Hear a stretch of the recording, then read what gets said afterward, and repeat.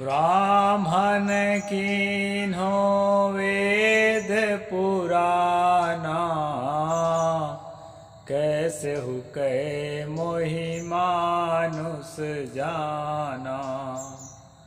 ब्राह्मण ही सब कीन्ही चोरी, ब्राह्मण ही को लागल खोरी। नमस्कार दोस्तों, मैं अविनाश दास रेशनल कबीर यूट्यूब चैनल में आप सबका हार्दिक स्वागत करता हूं। साथियों, यदि आप इस चैनल को सब्सक्राइब नहीं किए हैं तो सब्सक्राइब जरूर करें, शेयर करके अपने सभी साथियों तक सभी ग्रुपों में पहुंचाएं। इस चैनल का उद्देश्य किसी जाति, धर्म, संप्रदाय या व्यक्ति विशेष को आहत पहुंचाना कतई नहीं है दोस्तों। इस चैनल का उद्देश्य है देश में जागृति पैदा करना, रैशनैलिटी पैदा करना, तर्कशीलता पैदा करना, वैज्ञानिक सोच पैदा करना और आडंबर, पाखंड, अंधविश्वास, जातिवाद से देश को मुक्त करना। तो दोस्तों, आप सबके सहयोग से काम होगा, इसलिए अधिक से अधिक लोगों तक बातों को पहुंचाने में चैनल की मदद करें। मैंने सदगुरु कबीर साहब की 2 चौपाइयाँ बोली है। साथियों, जैसा कि आपको मालूम है, कल गैप हो गया था। सुबह सुबह जो है कबीर और रामानंद ये किताब जो है मैं पढ़ करके सुनाता हूँ। अभी जो मैंने चौपाई बोली है वो बीजक से है दोस्तों, इस किताब से नहीं है। कबीर साहब के प्रमाणिक रचना बीजक से है। उसमें कहा है, ब्राह्मण कीन्हो वेद पुराना, कैसे हो कहे मोहि मानुष जाना। सदगुरु कहते हैं कि ब्राह्मणों ने ही वेद पुराण को लिखा है, दूसरा आदमी नहीं लिखा है। किसी भी प्रकार से उसमें हमें मनुष्य नहीं माना गया है, या किसी भी प्रकार से कोई भी लिखा होगा मनुष्य ही लिखा होगा, ऐसा भी अर्थ किया जा सकता है। ब्राह्मण ही सब कीन्ही चोरी, ब्राह्मण ही को लागल खोरी। ये थोड़ा सा खतरनाक टाइप की चौपाई है। सदगुरु कहते हैं कि ब्राह्मणों ने ही सब प्रकार की चोरियां की है और सारा इल्जाम उन्हीं पर जाता है। इससे लगता है कि ब्राह्मणों से कबीर साहब के व्यक्तिगत दुश्मनी थी क्या? कुछ लोगों का कहना है कि मुगलों ने, अंग्रेजों ने जाति प्रथा चलाई। इसके पहले भारत में जाति प्रथा नहीं थी। उन लोगों से मैं कहना चाहता हूं कि उस समय मुगल भी नहीं आए थे। जिस समय कबीर साहब अपनी किताब लिख रहे थे उस समय भारत में मुगल भी नहीं आए थे और भारत में अंग्रेज के आने का तो सवाल ही नहीं। 1398 में कबीर साहब इस धराधाम पर आए और 1526 में पहली बार मुगल बाबर आया भारत में। कबीर साहब जन्म लेकर आए, बाबर जो है बाहर से आए। तो कबीर साहब के बानियों में जो पीड़ा है, जातिवाद की पीड़ा, मुगलों के और अंग्रेजों के आने के पहले की पीड़ा है। तो ये कैसे आप कह सकते हैं कि मुगलों ने जातिवाद शुरुआत किया, अंग्रेजों ने जातिवाद शुरुआत किया? तो दोस्तों, छिपाने से बात नहीं बनेगी, स्वीकार करने से बात बनेगी। जो बात है सो है, क्योंकि सदगुरु ने कहा है, ब्राह्मण कीन्हो वेद पुराना।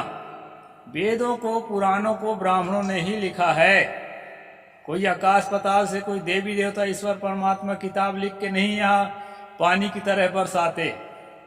और पानी भी कोई देवता नहीं बरसाता, उसके प्राकृतिक कारण है, आप उसके विषय में पढ़ चुके हैं। धरती का भाप जो है गर्म होकर के ऊपर चढ़ता है, ऊपर से फिर ठंडा होकर के पानी की बूंदों में बरसता है। ये वैज्ञानिक कारण है। तो किताब कहीं से नहीं बरसता है दोस्तों, न इस्लाम का किताब, न हिंदू की किताब, न ईसाई का किताब। उसको लिखा जाता है। सदगुरु कहते हैं ब्राह्मणों ने लिखा है इस किताबों को। अब किस आधार से वो कहते हैं इस आधार से कहते हैं दोस्तों कि सभी किताबों में जितना वेद पुराण किताबें हैं उसमें ब्राह्मणों की फायदा की बात लिखी गई है, शूद्रों के फायदा की बात नहीं लिखी गई है, बल्कि उनको जो है एकदम जो है दीनहीन दलित बना के रखने की बात कही गई, ताकि जो है वो किसी भी तरह से ऊपर उठ ही ना सकें। इससे सहज अंदाजा लगाया जा सकता है कि जिसके फायदे की बात उसमें ज्यादा लिखी है तो कोई भी आदमी अपने फायदे के लिए लिखेगा। इसी से समझा जाता है। वो लेखकों के नाम भी है, और अभी वर्तमान के ब्राह्मणों से पूछोगे भी तो कहेंगे हाँ भाई ऋषि मुनि हमारे पूर्वज थे जिन्होंने वेद शास्त्र को लिखा है। तो इसलिए दोस्तों वेद शास्त्रों में जो बातें हैं उनके विषय में मैं आपको बता रहा हूं चैनल के माध्यम से। वेद शास्त्रों में ज्यादातर डर दिखाया गया है और लोभ भी दिखाया गया है। लोभ इस बात का दिखाया गया है कि अगर फॉलो करोगे वेद शास्त्र के नियमों को तो तुम्हारे जीवन में सुख आएगा, और जो है उसके कहे अनुसार चलोगे तो आने वाले जन्म में हमारे जैसे सुखी ब्राह्मण का जन्म भी तुमको मिल सकता है। इस तरह लोभ भी दिखाया गया है और डर दिखाया गया है दोस्तों। डर किस बात का? देवता के कुपित होने का डर, और देवता से भी ज्यादा प्रचंड है ब्राह्मण के कुपित होने का डर भी दिखाया गया है। तो ये जो है ना मानसिक चोरी, एक तरह का समझ लीजिए कि सामाजिक चोरी ये की गई है लोगों के अंदर अंधेरा पैदा करने के लिए। इसके लिए दोस्तों कबीर साहब जब अपना मूवमेंट चला रहे थे, जनता काफी प्रभावित हो रही थी, उनका डर खत्म हो रहा था। साँचे श्राप न लागे साँचे काल न खाए, साँचा ही साँचा जो चले ताको का नसाए। सतगुरु की वाणी जो है बहुत प्रसिद्ध हो रही थी। लोग कह रहे थे कि सत्य के रास्ता पर चलो, किसी का श्राप नहीं लगेगा, सत्य को काल नहीं खा सकता, तीनों काल में सत्य एक समान रहता है, और साँचा ही साँचा जो चले ताको का नसाए। जो सत्य के रास्ते पर चलता है उसका कुछ नहीं बिगड़ता है। मार डालोगे शरीर को, मार डालोगे शरीर तो नहीं बीमार होगा तब भी मरेगा, लेकिन जो मानवता है, जो नैतिकता है, जो वास्तविकता है, उसको थोड़े मार डालो। साँचा ही साँचा जो चले ताको का नसाए। तो किसी प्रकार के श्राप या किसी प्रकार आशीर्वाद या वरदान का लोभ या किसी प्रकार श्राप का डर सदगुरु कबीर साहब लोगों के दिलो दिमाग से मिटा रहे थे दोस्तों। क्योंकि वेद पुराणों के द्वारा ये गंदगी थोपी गई थी दिमाग में, और अभी भी थोपी हुई है। अभी भी बहुत ज्यादा सफलता हमको नहीं मिली है, इसीलिए हम दिन रात चिल्ला रहे हैं कि और आगे सफलता मिले और लोग जो है जागें और श्राप के डर से, वरदान के लोभ से निकल करके और वास्तविक धरातल में जो है उसको समझें।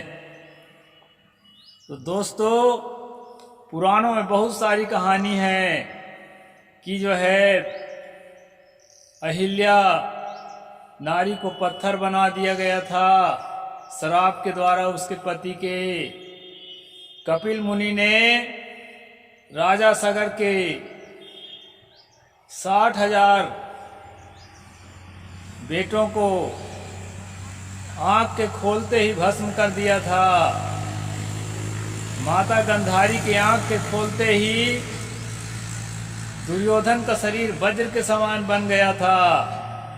इस प्रकार से बहुत सारी कहानियां हैं, एक दो कहानी की क्या बात करेंगे, भरी पड़ी है कहानी श्राप और आशीर्वाद वरदान से कि छू मंत्र से कुछ भी कह दो तो वैसा ही हो जाएगा। तो इसमें क्या होता है दोस्तों, डर बन जाता है आम आदमी में कि कुछ तो है भाई, अदृश्य शक्ति देवता के रूप में, परमात्मा के रूप में, और उस अदृश्य शक्ति का प्रभाव जो है ब्राह्मणों में होता है, क्योंकि ये वेद शास्त्र को बहुत जानते हैं। अब दूसरे को नहीं पढ़ने दोगे, आप अकेले पढ़ोगे, अपने अपने लोगों को पढ़ाओगे तो अपने लोग ही ज्यादा जानेंगे। तो वही लोग ज्यादा भी जानते थे तो कहे नहीं भाई कुछ तो है इनके अंदर, तभी इतना ज्ञान है, अदृश्य शक्ति। तो इसलिए ब्राह्मणों से भी जनता डरती थी, अदृश्य शक्ति से डरती थी। बाह्य शक्ति से डरने की बात नहीं है। बाह्य शक्ति से तो इतनी बड़ी जनसंख्या है भारत में कि 3% ब्राह्मण को तो वो चुटकी में उड़ा दे। लेकिन दोस्तों, अदृश्य शक्ति से, धार्मिक शक्ति से, आध्यात्मिक शक्ति से, जो ये लोग कहते थे, उसके डर से जो है जनता उसके खिलाफ कुछ भी नहीं बोल पाती थी। ये खास डर था, और उसी डर को मिटाने का काम सदगुरु कबीर साहब करते थे। और सदगुरु कबीर साहब के दुनिया से जाने के बाद उस डर को फिर से थोपा गया। उसको मैं सुना देता हूं। इंदु कुलिस मम शूल विशाला, काल चक्र हरिदंड कराला, जो इनकर मारा नहीं मरई, विप्रदोह पाक सो जरई। अब जन करे सुविप्र अपमाना, जाने सुसंत अनंत समाना। तुलसी दुबे लिखते हैं कि इंद्र के कुलिस, कुलिस का मतलब अमोघ वज्र, और मेरे महान शक्तिशाली त्रिशूल, शिव जी कह रहे हैं मेरे महान शक्तिशाली त्रिशूल, और काल अर्थात मृत्यु, और भगवान विष्णु के भयंकर चक्र सुदर्शन, ये सभी के वार से भी जो नहीं मरा। इतना शक्तिशाली आदमी है जो इंद्र के वज्र से नहीं मरा, शिव जी के त्रिशूल से नहीं मरा, विष्णु जी के सुदर्शन चक्र से नहीं मरा। और जो है कहते हैं कि मेरे, हाँ सब बोल तो दिए तीनों, ये तीनों महान शक्ति जो हिंदू धर्म के सबसे बड़े शक्ति हैं, इन सबके महान शक्तियों से जो नहीं मरा, वो भी विप्रद्रोह के, मतलब ब्राह्मण से अगर द्रोह करता है तो उसके श्राप से भस्म हो जाएगा। इतना ताकत। इसलिए कहते हैं अब जानी करे सी विप्र माना, अब जानबूझ करके ब्राह्मणों को अपमान मत कर देना, नहीं तो इस प्रकार के जो है उसके श्राप से तुमको दुख मिलेगा। तड़प तड़प के जियोगे, तड़प तड़प के मरोगे, जीवन में सुख नहीं आएगा। हर तरह से गरीबी, दरिद्री और मूर्खता सब कुछ तुम्हारे घर में आकर विराजमान हो जाएगा। इस प्रकार से दोस्तों भय दिखा दिया जाता है। उस भय के कारण आदमी गुलाम बन जाता है और उसके बाहर निकलने की हिम्मत नहीं करता है। वो देवी देवता भगवानों में आशीर्वाद मांगता रहता है। तो आज का जो प्रसंग है ब्राह्मणों का श्राप का आतंक, तो मैं संक्षेप में पढ़ देता हूँ, बातों में ज़्यादा समय ले लिया।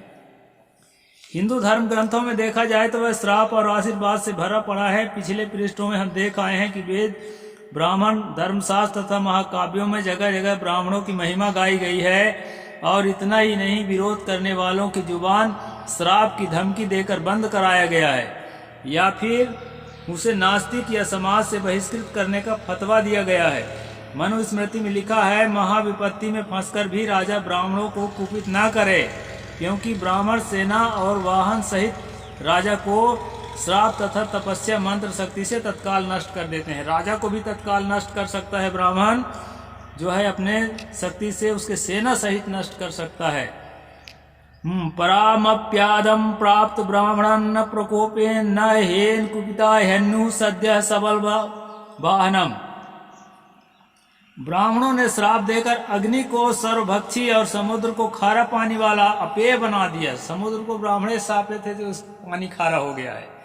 चंद्रमा को क्षय मुक्त कर पीछे से पूरा कर दिया। उन ब्राह्मणों को कुपित करके कौन नष्ट नहीं हो जाएगा, अर्थात सभी नष्ट हो जाएंगे। यानी चंद्रमा को जो है श्राप दे करके क्षय मुक्त कर दिए। क्षय रोग हो गया था उसको, टीबी हो गया, ट्यूबरकुलोसिस। यह कृता सर्वभक्ष्यो अग्निर्नस महासधि क्षय ताप चाप्याति सोम न नश्येत प्रकोप्यात। जो ब्राह्मणों दूसरे स्वर्ग आदि लोकों तथा लोकपालों की रचना कर सकते हैं तथा क्रोध करने पर साप आदि से देवों को भी अदेव कर सकते हैं, मतलब देवताओं को उनके पद छीन सकते हैं, मनुष्य बना सकते हैं, पशु बना सकते हैं, अदेव कर सकते हैं। महाभारत आदि पर्व 28:3-4 के अनुसार ब्राह्मण क्रुद्ध कर दिया जाता है तो वह अग्नि, सूर्य, विष एवं शस्त्र हो जाता है। अथर्ववेद में कहा गया है कि उस मनुष्य को वृक्ष भी छाया नहीं देते जो ब्राह्मणों को अपमान करता है। ये तो कल भी बताया था मैं। भागवत स्कंद 3 अध्याय 15 में सनकादिक ऋषियों का भगवान विष्णु के द्वारपाल जय और विजय को श्राप देने की कथा लिखी है। भागवत में कपिल मुनि द्वारा राजा सगर के पुत्रों को श्राप करके भस्म करने की कथा आई है। रामचरितमानस में ब्राह्मणों ने प्रताप भानु को श्राप दिया था क्योंकि वो ब्राह्मण का मांस खिला रहा था। साधारण मांस तो ब्राह्मण खाते ही थे, लेकिन ब्राह्मण का मांस से घृणा करते थे। तो प्रताप भानु जो है उनको जब ब्राह्मण का मांस खवाया तो उसको राक्षस होने का श्राप दिए थे, रामचरितमानस में है। हाँ, नारद ने विष्णु को श्राप दिया था कि तुम दर दर भटकोगे करके स्त्री के लिए मुझे तड़पाए हो, तो मोहनी वाला प्रकरण में। ऋषि दुर्वासा का क्रोध तो विश्व विख्यात है। महाकाव्यों तथा पुराणों में तो ब्राह्मणों के श्राप का आतंक छाया हुआ है। लगता है ये ब्राह्मण ऋषि मुनि कितने क्रोधी थे, घमंडी थे कि जरा सी कुछ हुआ श्राप देने लगे। वस्तुतः ये लोग श्राप का दबदबा बना रखे थे कि लोग उनके सामने चूं तक न कर सकते। रामचरितमानस तो पूरा ब्राह्मणवादी ग्रंथ है। गोस्वामी तुलसीदास ने ब्राह्मणों के श्राप को महाभयंकर विप्र शाप अति घोर की संज्ञा दी है। ब्राह्मणों के श्राप से दुनिया कोई रक्षा नहीं कर सकता। गोस्वामी जी के शब्दों में दुज गुरु कोप न काहू राखा। उन्होंने लोगों से कहा कि ब्राह्मण के महान संत ही नहीं परब्रह्म परमात्मा समझना चाहिए। ब्राह्मण को केवल संत नहीं परमात्मा समझो, ऐसा कह रहे हैं तुलसी गोसाई। कभी भी भूलकर उनका अपमान नहीं करना चाहिए। अब जनि करिस विप्र अपमाना, जाने संत अनंत समाना। गोस्वामी तुलसीदास जी ब्राह्मणों के श्राप को आधुनिक एटम बम से भी भयंकर बताया। उन्होंने शंकर से कहलवाया, इंद्र कुलिस ममसूल विशाला, काल चक्र हरिदंड कराला, जो इनकर मारा नहीं मरई, विप्र दोह पाक सो जरई। अर्थात शिव जी से कहलवाया गया, अमोघ वज्र मेरे महान शक्ति त्रिशूल काल अर्थात मृत्यु और भगवान विष्णु के भयंकर चक्र सुदर्शन के मार से चाहे कोई बच भी जाए, किंतु ब्राह्मणों के श्राप से क्रोधाग्नि से बचना संभव नहीं है। भारत के ब्राह्मण के पास श्राप की इतनी प्रबल शक्ति थी कि दुनिया की कोई भी शक्ति उसका मुकाबला नहीं कर सकती थी। फिर भी देश कई शताब्दियों तक विदेशियों का गुलाम रहा और देश के तमाम मंदिर मूर्तियां तोड़ डाली गई। सोमनाथ के मंदिर के बारे में आप जानते ही हैं कि छकड़ों में लाद लाद के सारे हीरे जवाहरात ले गए और लात घूसों से जूतों से ब्राह्मणों की पिटाई करके चले गए। ये श्राप जो है अपने डिबिया में ताला बंद करके रखे रहे, इतने श्राप की शक्ति रही तो। और देश के ब्राह्मण जो है पता नहीं अपने श्राप को कहाँ छिपा कर रखे थे। यह हो सकता है कि विदेशियों के डर से के मारे ब्राह्मणों के हक्के बक्के गायब हो गए। ब्राह्मणों के श्राप का दबदबा तो भारत के भोली भाली जनता के लिए है दोस्तों, हैं। इसलिए इस डर से मुक्त हो। धर्म भीरू लोग आज भी ब्राह्मणों के श्राप के आतंक से उबर नहीं पाए हैं। कल मुझे एक राम भगत मिला था, वो रामचरितमानस को ग्रंथों को 100% जो है एक एक अक्षर सच बता रहा था। तो जो एक एक अक्षर सच बता रहे हैं उनको डर कैसे नहीं होगा ऐसी वाणियों को पढ़ के, आप बताइए। अब हालांकि वो नाराज होके चला गया, शायद आएगा कि नहीं आएगा। वो कबीर पंथी ही है, इधर ऐसे ही कबीर पंथी है ज्यादातर। तो दोस्तों मैं आपको कबीर और रामानंद के तहत ये बताया कि श्राप का भय दिखा करके जनता को गुलाम बनाए रखने के लिए एक षड्यंत्र है। इसलिए जो है ये वेद शास्त्र पुराण जितने भी काल्पनिक किताबें हैं, ये किताबों के चक्कर में मत रहें, विज्ञान और टेक्नोलॉजी को समझें। और जो है आज हमारा संसार जो है अंतरिक्ष की उड़ानें भर रहा है, दुनिया को समझ रहा है। इसमें लिखी हुई काल्पनिक बातें सब के सब झूठ है, फेक है, फर्जी है। इसलिए वेद शास्त्रों के गंदगी से अपने आप को निकालें और जो है सत्य के रास्ते पर, तर्क के रास्ते पर, खोज के रास्ते पर, विज्ञान के रास्ते पर चलना शुरू करें। और इसी के लिए प्रेरित करने के लिए यह चैनल जो है क्रिएट किया गया है। दोस्तों चैनल को आगे बढ़ाएं। साहिब बंदगी, जय जोहार, जय भीम, जय भारत।